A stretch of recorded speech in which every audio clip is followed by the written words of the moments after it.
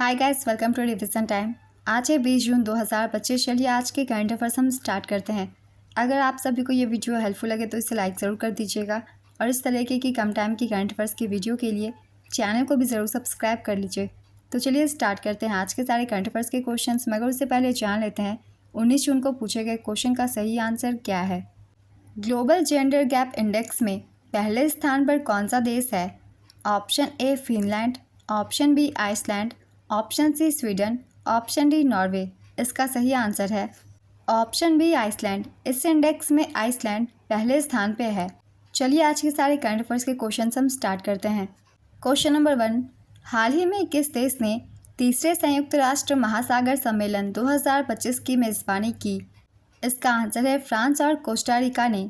France और Costa Rica ने संयुक्त रूप से तीसरे संयुक्त राष्ट्र महासागर सम्मेलन की मेज़बानी की। इसका आयोजन नीस, फ्रांस में किया गया। 9 से 13 जून 2025 तक। इस वर्ष की थीम थी महासागर के संरक्षण और सतत उपयोग के लिए सभी हितधारकों को संगठित करना और कार्रवाई में तेजी लाना। इस सम्मेलन में 170 से अधिक देशों ने महासागर के संरक्षण और स्थायी उपयोग के लिए तत्काल कदम उठाने का आह्वान करते हुए एक घोषणा पत्र अपनाया। केंद्रीय पृथ्वी विज्ञान मंत्री डॉक्टर जितेंद्र सिंह ने भारत का प्रतिनिधित्व किया। चीन और दक्षिण कोरिया 2028 में चौथे संयुक्त राष्ट्र महासागर सम्मेलन की मेज़बानी करेंगे। नेक्स्ट क्वेश्चन, भारत की सबसे बड़ी दवा कंपनी सन फार्मास्यूटिकल इंडस्ट्रीज़ ने किसको अपना नया एमडी नियुक्त किया है? इसका आंसर है कीर्ति गनोरकर को। भारत की सबसे बड़ी दवा कंपनी सन फार्मास्यूटिकल इंडस्ट्रीज लिमिटेड ने कीर्ति गनोरकर को अपना नया प्रबंध निदेशक नियुक्त किया है।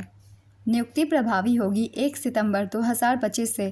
यह बदलाव संस्थापक दिलीप सांघवी द्वारा कार्यकारी अध्यक्ष की भूमिका संभालने के साथ एक योजनाबद्ध उत्तराधिकार प्रक्रिया का परिणाम है। सन फार्मास्यूटिकल इंडस्ट्रीज लिमिटेड, इसकी स्थापना 1983 में हुई थी। इसका मुख्यालय मुंबई, भारत में है और संस्थापक है दिलीप सांघवी।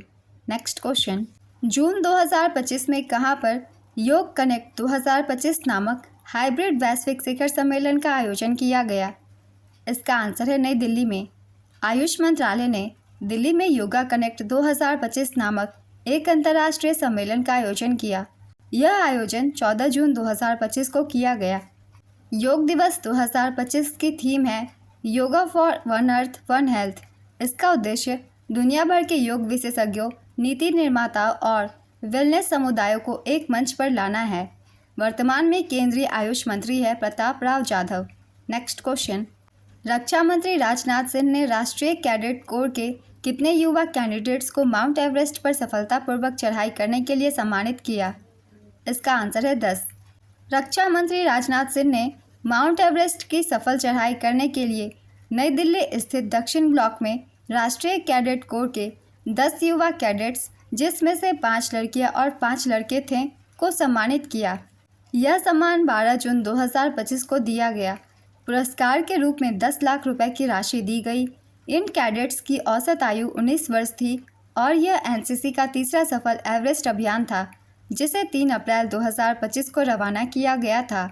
यह उपलब्धि अनुशासन, सहनशीलता और मानसिक दृढ़ता का प्रतीक बनी और देश के युवाओं की असीम क्षमताओं का संदेश दिया। नेक्स्ट क्वेश्चन, जून 2025 में ऑल इंग्लैंड क्लब ने विंबलडन की पुरस्कार राशि में कितने प्रतिशत की बढ़ोतरी की? इसका आंसर है 7%। ऑल इंग्लैंड क्लब ने विंबलडन के पुरस्कार राशि में 7% की बढ़ोतरी की है, जो बढ़कर 53.5 मिलियन पाउंड हो गई है, लगभग $73 मिलियन। पुरुषों और महिलाओं के सिंगल्स विजेताओं को अब 3 मिलियन पाउंड, लगभग $4 मिलियन मिलेंगे, जो पिछले साल से 11.1% की वृद्धि है। विंबलडन ओपन का आयोजन 30 जून से 13 जुलाई 2025 तक किया जाएगा। नेक्स्ट क्वेश्चन, भारत सरकार ने किस देश को दुर्लभ मृदा का निर्यात रोका है? इसका आंसर है जापान। भारत सरकार ने IREL India rare earths limited को जापान के साथ 13 साल पुराने दुर्लभ पृथ्वी तत्वों के निर्यात समझौते को निलंबित करने का निर्देश दिया है। इसका कारण घरेलू संसाधनों की रक्षा करना, चीन पर निर्भरता कम करना है। दुर्लभ मृदा तत्व वे रासायनिक तत्व हैं जो पृथ्वी की सतह पर कम मात्रा में पाए जाते हैं, जो अत्यधिक उपयोगी होते हैं। दुर्लभ मृदा तत्वों की संख्या कुल 17 तत्व, 15 लैंथेनॉइड, स्कैंडियम और इट्रियम शामिल है। भारत के पास 6.9 मिलियन मीट्रिक टन दुर्लभ मृदा भंडार है। चीन दुर्लभ मृदा तत्वों का सबसे बड़ा उत्पादक और निर्यातक है। नेक्स्ट क्वेश्चन, हाल ही में प्रधानमंत्री मोदी ने 5 दिवसीय विदेश यात्रा के दौरान किन देशों की यात्रा की? इसका आंसर है साइप्रस, कनाडा, क्रोएशिया। प्रधानमंत्री मोदी की 5 दिवसीय यात्रा 15 से 19 जून 2025 तक रही। इस बीच प्रधानमंत्री मोदी ने साइप्रस, कनाडा और क्रोएशिया की यात्रा की। इस यात्रा का उद्देश्य था द्विपक्षीय वार्ता और G7 शिखर सम्मेलन में भागीदारी। साइप्रस की यात्रा 15 और 16 जून को इन्होंने की। 20 वर्षों में किसी भारतीय प्रधानमंत्री की ये पहली यात्रा थी। कनाडा की यात्रा 16 से 17 जून जी शिखर सम्मेलन में भाग लेने के लिए। क्रोएशिया की यात्रा 18 जून किसी भारतीय प्रधानमंत्री की पहली आधिकारिक यात्रा थी। Next question, Rotex euro trophy 2025 में शीर्ष 10 में जगह बनाने वाली पहली भारतीय महिला ड्राइवर कौन बनी? इसका आंसर है Atika Mir. Atika Mir Rotex euro trophy में शीर्ष 10 में स्थान पाने वाली पहली भारतीय बनी है। रोटेक्स यूरो ट्रॉफी 2025 का आयोजन चेक गणराज्य में किया गया था। रोटेक्स यूरो ट्रॉफी एक अंतर्राष्ट्रीय कार्टिंग चैंपियनशिप है।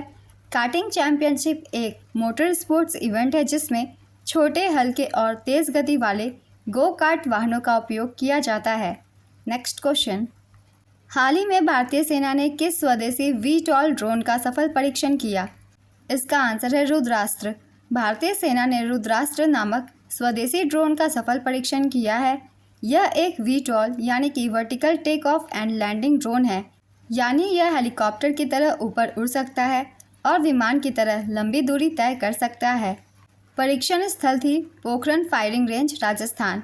Solar aerospace and defence limited नामक भारतीय कंपनी ने इसे विकसित किया है। इसकी रेंज है 170 किलोमीटर तक उड़ान कर सकती है। उड़ान का समय लगभग 1.5 घंटे की होगी। सटीक हमला 50 किलोमीटर दूर लक्ष्य पर सटीक वार कर सकता है। नेक्स्ट क्वेश्चन, गोरखपुर परमाणु ऊर्जा संयंत्र में बिजली उत्पादन कब से शुरू होने की संभावना है? इसका आंसर है 2031 तक। गोरखपुर हरियाणा परमाणु ऊर्जा संयंत्र में वर्ष 2031 से बिजली का उत्पादन शुरू हो जाएगा। गोरखपुर के फतेहाबाद हरियाणा में बन रहा उत्तर भारत का पहला परमाणु ऊर्जा संयंत्र है। इस परियोजना का नाम है गोरखपुर हरियाणा अणुविद्युत परियोजना।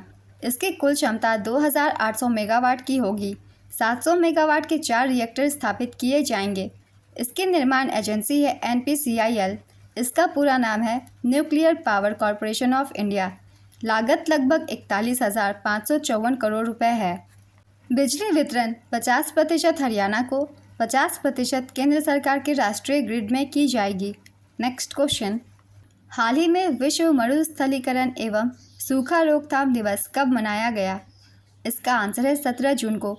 मरुस्थलीकरण, भूमि क्षरण और सूखे से निपटने के बारे में जागरूकता बढ़ाने के उद्देश्य से यह दिवस मनाया जाता है। इस वर्ष की थीम है restore the land, unlock opportunities. भूमि को पुनर्स्थापित करें, अवसरों को अनलॉक करें। इसकी शुरुआत 1994 में हुई थी। वैश्विक मेज़बान देश है कोलंबिया। मुख्य फोकस है 1.5 बिलियन हेक्टेयर भूमि का पुनरुद्धार और भूमि पुनरुद्धार अर्थव्यवस्था का निर्माण। नेक्स्ट क्वेश्चन, हाल ही में प्रकाशित पुस्तक the stars light the way किसके द्वारा लिखी गई है? इसका आंसर है सुचेता राज खन्ना के द्वारा। पुस्तक the stars light the way की लेखिका सुचेता राज खन्ना है। यह उनका पहला उपन्यास है। उन्होंने इसमें भावना, राजनीति और आध्यात्मिक चिंतन का मिश्रण किया है, जो जीवन के सबसे कठिन मोड़ पर अपने सच्चे स्व को पुनः खोजने वाली एक महिला की यात्रा के बारे में है। इसे पेंगुइन रैंडम हाउस द्वारा प्रकाशित किया गया है। नेक्स्ट क्वेश्चन, कितने वर्षों के सार्वजनिक सेवा कैरियर के बाद अमिताभ कांत ने G20 के शेरपा पद से हाल ही में इस्तीफा दे दिया है? इसका आंसर है 45 वर्ष। अमिताभ कांत ने भारत के G20 शेरपा पद से आधिकारिक तौर पर इस्तीफा दे दिया है। इससे सार्वजनिक सेवा में उनके 45 साल के उल्लेखनीय कैरियर का समापन हो गया है। अधिकारी अमिताभ कांत को भारत द्वारा G20 प्रेसिडेंसी संभालने से कुछ महीने पहले जुलाई 2022 में भारत के G20 शेरपा के रूप में नियुक्त किया गया था। इससे पहले ये नीति आयोग के CEO तथा अन्य कई महत्वपूर्ण पदों पर सेवा दे चुके हैं। G20 की स्थापना 26 सितंबर 1999 को हुई थी। इसके वर्तमान अध्यक्ष हैं लुइस इनासियो लुला दा सिल्वा। ये ब्राज़ील के राष्ट्रपति रह चुके हैं। तो आज के सारे करंट अफेयर्स के क्वेश्चंस कंप्लीट होते हैं। चलिए आज का क्वेश्चन देखते हैं क्या है। किस देश ने तीसरे संयुक्त राष्ट्र महासागर सम्मेलन 2025 की मेज़बानी की? ऑप्शन ए भारत और जापान, ऑप्शन बी नेपाल और भूटान, ऑप्शन सी चीन और दक्षिण अफ्रीका, ऑप्शन डी फ्रांस और कोस्टा रिका। अपना आंसर गेस कीजिए या फिर कमेंट बॉक्स में दीजिए।